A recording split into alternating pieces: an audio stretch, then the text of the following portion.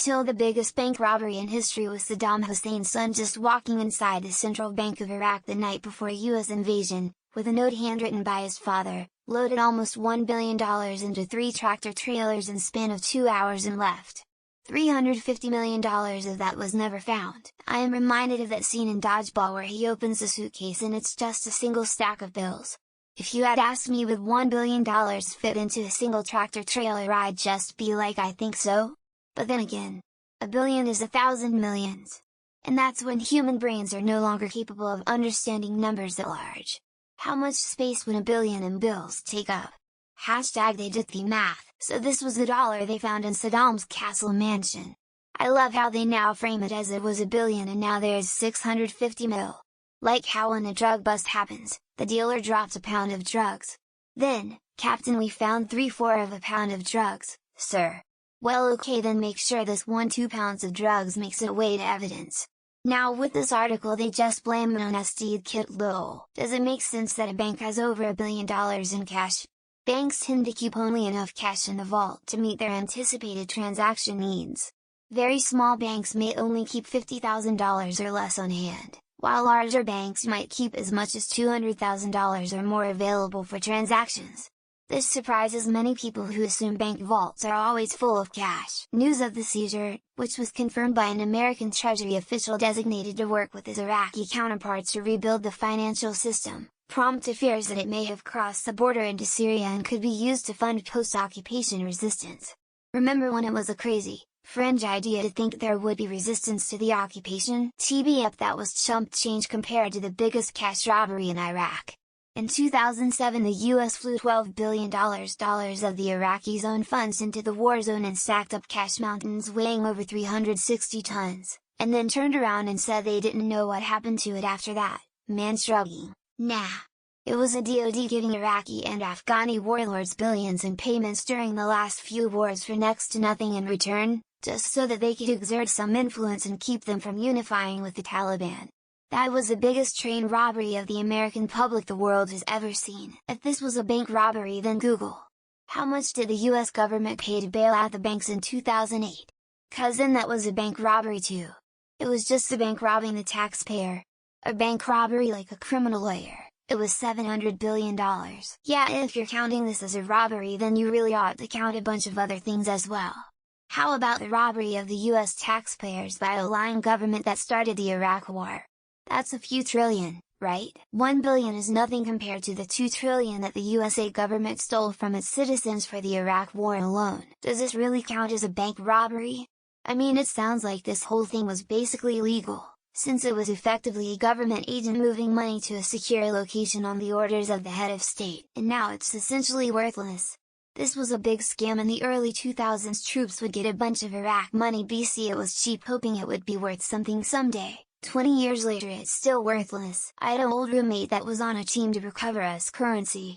He called me randomly while I was at work from Iraq to tell me he was guarding an airplane pallet of money because he just had to tell someone. More interesting is that it was the day before invasion.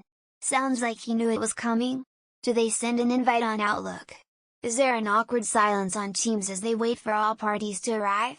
$350 million of that was never found. As though this is a big deal. I'm sure it was found by the US. The US loses trillions of dollars consistently and no one is held accountable. Was this the son that murdered the players on the Iraqi basketball team because they lost, or was it his other piece of shit son? They're all dead now, Saddam and his 2 oldest sons. Sorry but the UK beat them out by stealing gold from Venezuela.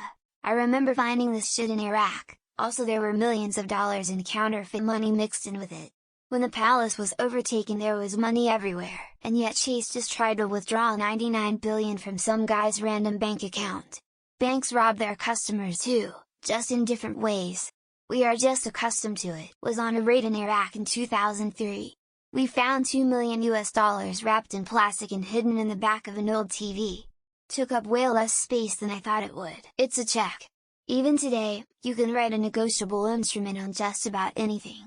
So, I don't see how this is robbery and how we think about it. I remember when the 45th US president's son-in-law just walked into Saudi Arabia and walked out with $2 billion like it was his own money. $350 million were not found by those who were desperately searching for it.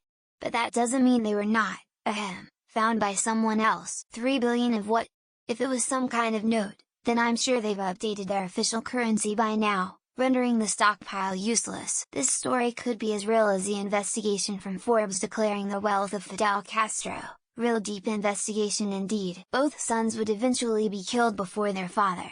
Oh man, all my dad gave me was a handwritten note, to give to the teacher letting her know I would be leaving early. How is that a robbery? If it really was a handwritten note from Saddam, sounds like the bank did as it was supposed to. $1 million in their currency or a US value amount? Makes a world of difference. Especially when you compare Japanese yen, 350 mil.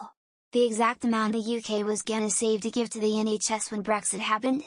Too much of a coincidence. Lol, this reminds of how Ed and Rummy stole from Ed Winkler's dad's dad-owned bank in the Boondocks. I don't know what's more insane, the fact this happened or the fact that it wasn't Uday Hussein. Is it really a robbery when the undisputed dictator of a nation chooses to make a huge redraw? Both sons were killed 5 months later.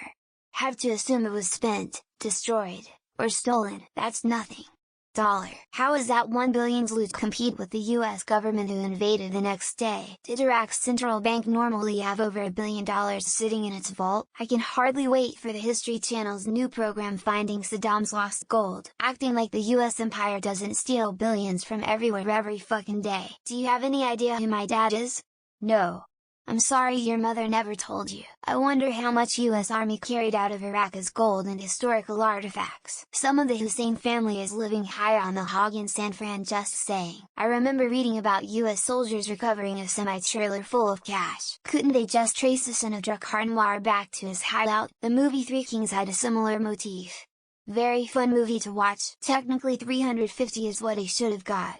Rest goes to IRS, right? Oh, it was found.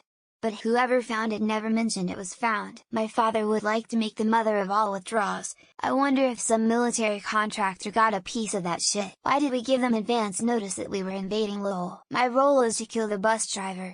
What bus driver? Just stand outside so Chief can translate my ass map. I would say it's probably the too big to fail banks. Smiley face. I imagine it has been found, but just not reported.